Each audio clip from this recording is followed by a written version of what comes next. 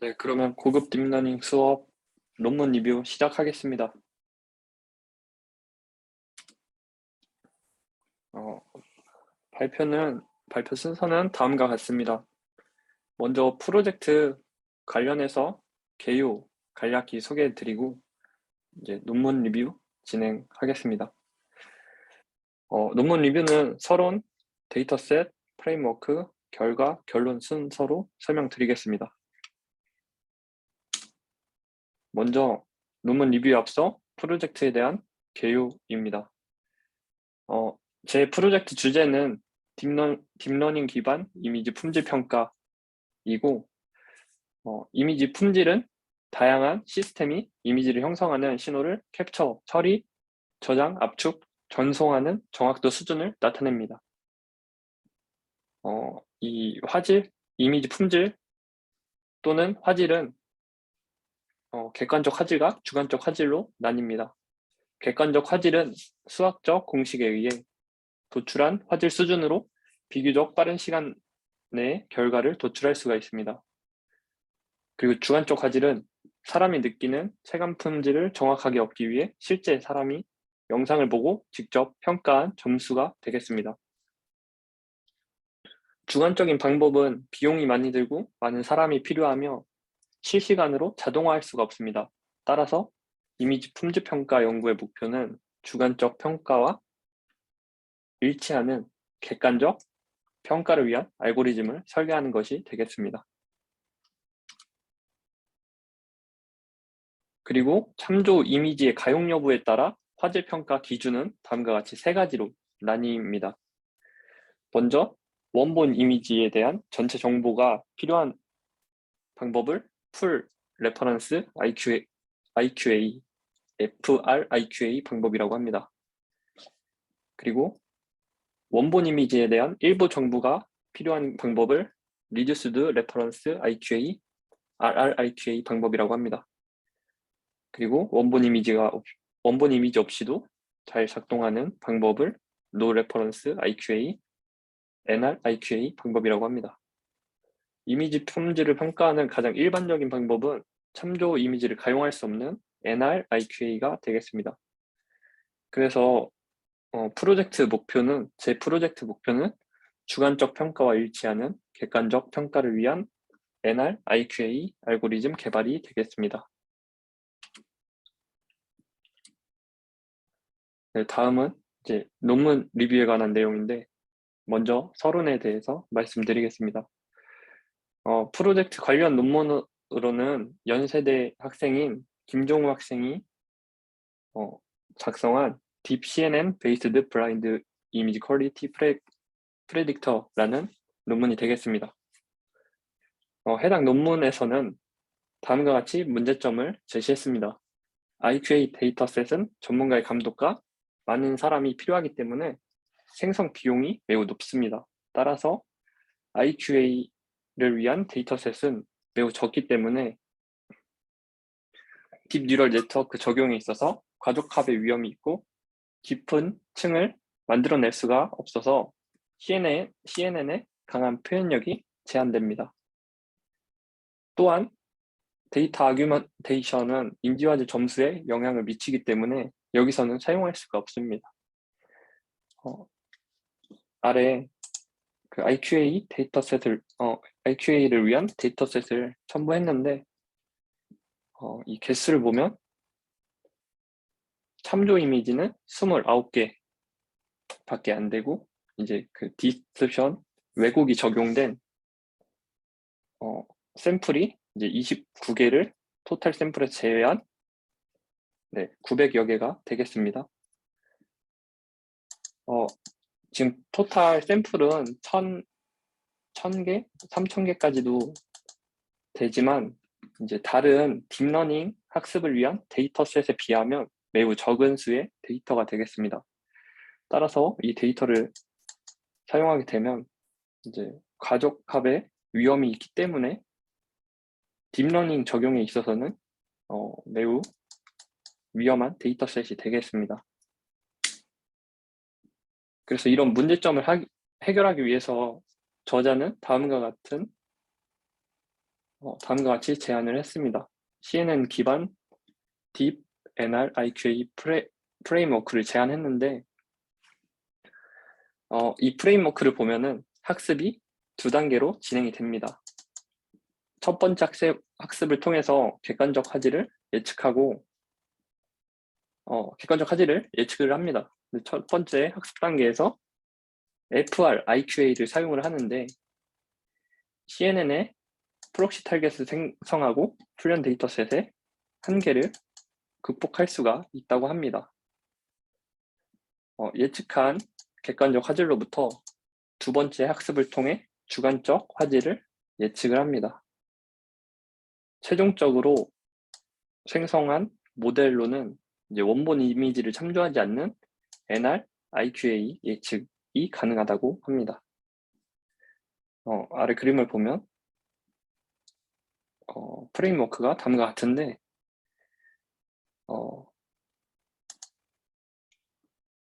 제일 먼저 입력된 이미지를 정규화를 하고 그리고 이제 이 빨간색 부분이 첫 번째 학습 단계가 되겠습니다. 객관적인 에러맵을 예측을 하면서 객관적 그 화질을 예측하게 됩니다. 그리고 이제 두 번째 학습 단계로 이 파란색 부분이 되겠는데 객관적 에러맵으로부터 그 주관적 화질 점수와 매핑을 하는 주관적 화질 예측이 되겠습니다. 이런 프레임워크를 통해서 주관적 화질을 대표하는 객관적 화질을 만들어내겠다. 객관적 화질 지표를 예측하겠다. 라는 것이 이 프레임워크의 목표가 되겠습니다. 다음은 데이터셋에 대한 설명입니다. IQA 데이터셋은 원본 영상과 왜곡된 사진에 대해 사람이 직접 화질을 평가한 주관적 점수, DMOS, MOS 등을 제공합니다. 왜곡으로는 JPEG과 JPEG 2K의 압축률 또는 가우시안 블러, 화이트 노이즈, 채널 왜곡 등의 조합이 적용이 됩니다. 다음과 같은 이런 부분들은 노이즈가 되겠고 JPEG 2K의 압축률은 이제 압축 정도에 따라서 화질 열화가 발생하기 때문에 네, 압축률에 따른 화질 열화가 되겠습니다. 그리고 데이터셋이 다음과 같이 6종류가 있는데 여기서 라이브 체인지라는 데이터셋은 모바일 카메라에서 발생할 수 있는 저조도, 흐림, 노출 과다, 노출 부족, 압축 오류 등의 조합으로 이루어졌으며 참조 이미지가 없습니다. 그리고 WED 데이터셋은 4가지 조합으로 만들어낸 왜곡이 사용되며 사람이 평가하지 않는 새로운 평가 방법을 제안한 데이터셋이 되겠습니다. 다음은 프레임워크에 대한 설명입니다. 프레임워크의 제일 첫 번째 단계로 이미지 정규화가 이루어집니다. 이미지의 왜곡된 성분은 주파수 성분이 많으며 저주파 성분은 거의 왜곡되지 않는다고 판단해 저주파 성분을 이미지 정규화 과정에서 제거를 합니다. 전처리 과정으로 입력된 이미지를 그레이스케일로 변환한 후 로우 패스 필터를 적용한 값을 빼게 되는데 수식으로는 그레이스케일로 변환된 원본 이미지에서 그레이스케일로 변환된 이미지의 저주파 성분을 뺀 값이 이제 정규화한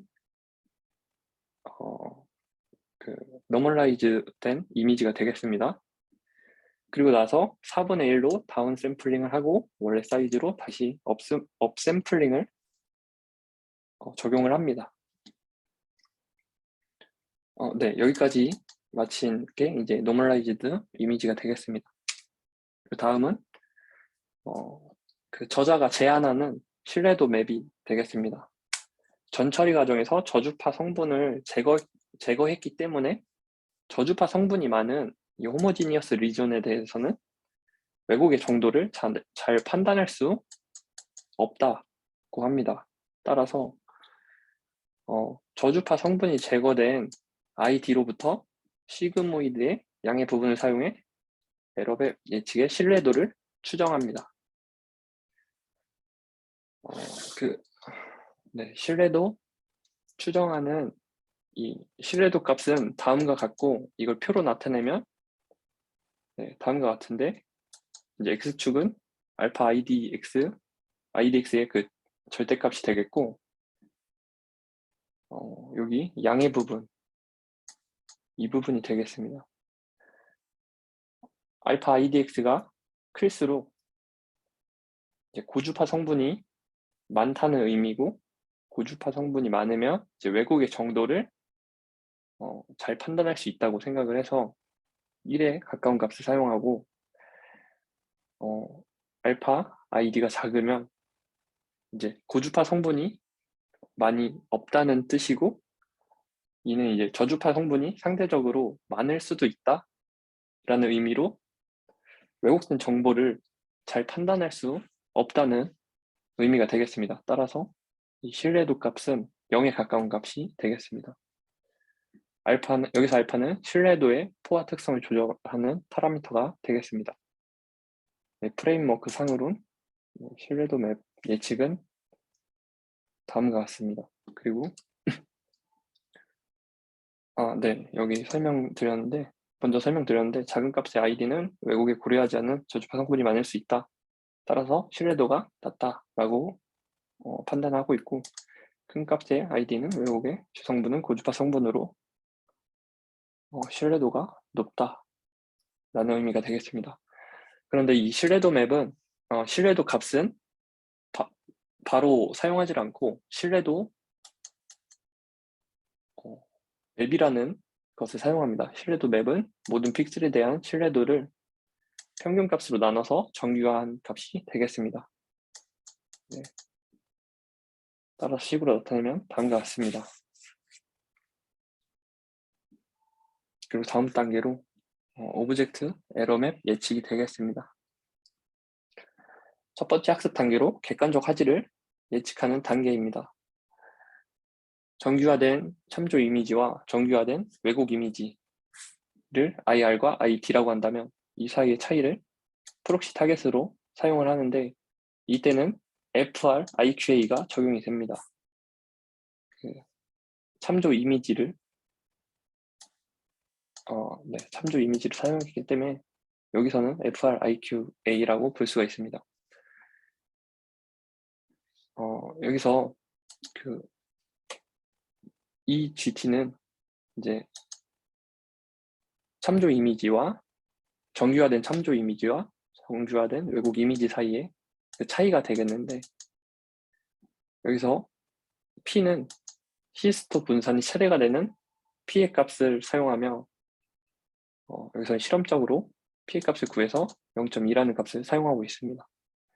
그래서 이 첫 번째 훈련의 타겟을 다음과 같이 참조 이미지를 참조해서 생성을 했고 이 값을 사용해서 첫 번째 학습이 이루어집니다.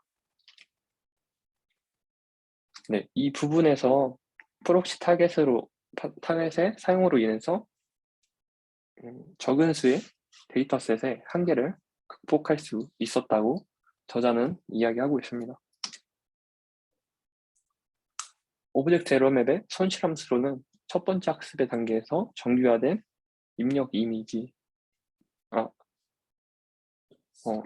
CNN을 거쳐 프록시 타겟을 예측하도록 학습하며 손실함수로 MSE를 사용합니다.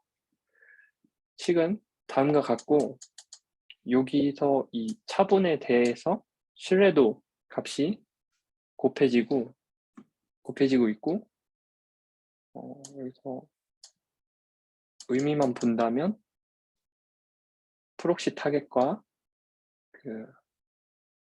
CNN으로 학습된 예측한 값의 MSE가 되겠습니다. 여기서 F와 G는 아래 그림과 같습니다.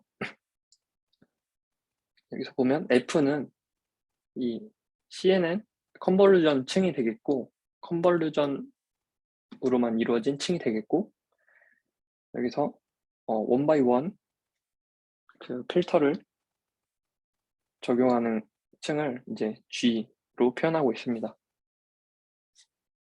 그리고 여기서 세타 F와 세타 G는 해당 층의 학습 파라미터가 되겠습니다.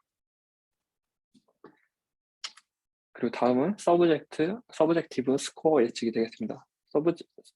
서브젝티브 스코어의 손실함수는 두 번째 학습 단계에서 신뢰도 맵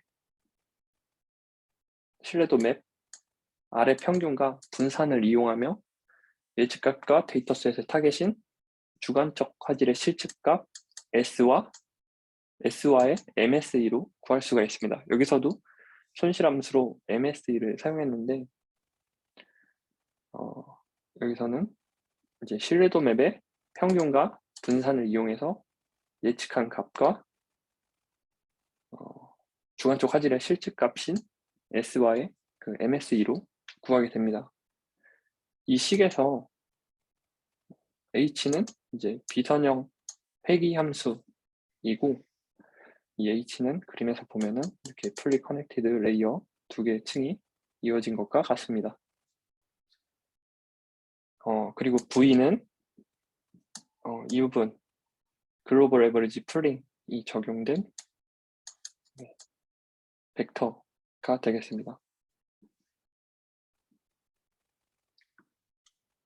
네, 이 부분에서 이제 첫 번째 단계에서 예측한 객관적인 에러맵을 통해서 주관적 화질의 관계를 학습하도록 객관적 화질로부터 주관적 화질을 예측하도록 학습이 됩니다. 그리고 다음은 결과를 보겠습니다.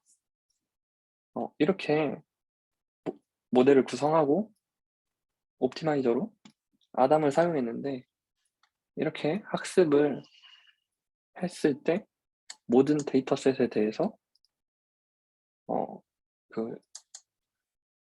제안하는 IQA의 결과가 객관적 화질 지표인 PSNR, SSIM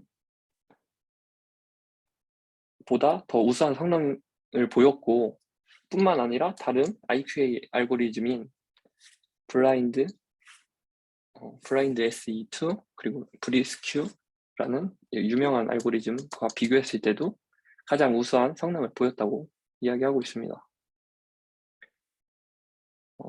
지금 여기 먼저 나오는 네 가지 경우가 기존에 사용하고 있는 객관적 화질 지표가 되겠고 그다음에 이제 뒤에 제시되어 있는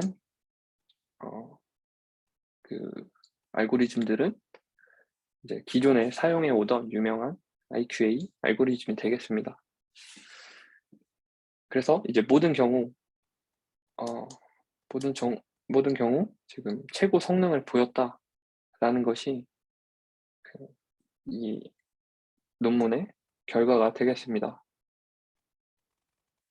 네, 이런 부분 좀 낮은 경우도 있는데 전체적으로 봤을 때 가장 우수한 성능을 보였다라고 이야기하고 있습니다. 그리고 이제 스크린 컨텐츠 코딩이라는 SCC 압축 방식을 제외한 모든 왜곡에 대해서 제안하는 DIQA가 최고 성능을 보였다라고 이야기하고 있습니다. 다음은 결론입니다. 객관적 오브젝티브 에러맵 예측 과정에서 중간 회귀 타겟을 사용해 프록시 타겟, 앞서 말씀드린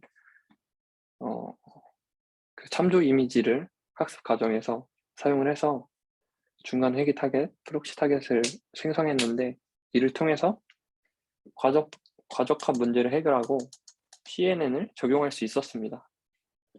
CNN의 강한 표현력과 입력의 정교화 그리고 신뢰도 맵을 통해서 정확도를 크게 향상시켰고 최종 DIQA 모델은 벤치마킹한 모든 참조 방법을 능가하는 최고 성능을 보였습니다. 그리고 학습 단계에서 중간 회귀 타겟을 만들기 위해 참조 이미지가 사용되었지만 즉 학습 단계에서는 FR, IQA가 사용이 되었지만 예측 시에는 원본 이미지를 참조하지 않는 NR, IQA에 대해서 예측 성능이 매우 우수하다고 할 수가 있었습니다. 네, 제가 준비한 것은 여기까지고 이상으로 발표 마치겠습니다. 감사합니다.